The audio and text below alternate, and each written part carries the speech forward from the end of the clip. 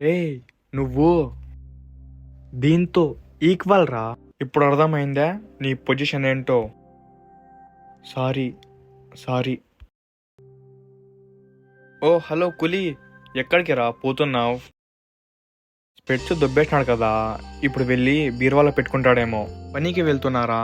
మా లాంటి వాళ్ళు పని చేసే తప్ప ఇంకా డబ్బులు రావు కదరా. అయ్యో పాపం, పనికి పోయే ముందు వాడి చెప్పులు క్లీన్ చేసి పోరా. నేను పూరే, కానీ ఇలా చెయ్యని తప్పుకి చెప్పులు క్లీన్ చేసే పొజిషన్లో నేను లేను. చూసావా, పొజిషన్ గురించి మాట్లాడుతున్నాడు వాడు. ఇలాంటి వాళ్ళకే రా పొగురు బల్లంతా ఉంటుంది.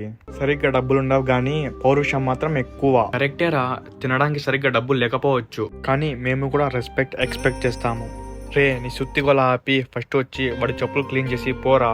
వద్దులేరా వదిలే, వాళ్ళ అమ్మకి చెప్దాం గంటలో 20,000 రూపీస్ ఇవ్వాలని. 20,000 రూపీస్ అమ్మ ఎక్కడి నుంచి తెస్తుంది? వీళ్ళేందో ఇట్లా చేస్తున్నారు, అసలు నేనేం చేయలేదు వీళ్ళకి. ఏరా చెప్పులు క్లీన్ చేస్తావా లేదా మీ అమ్మకి చెప్పాలా? 20,000 మా అమ్మ ఎక్కడి నుంచి తెస్తుంది?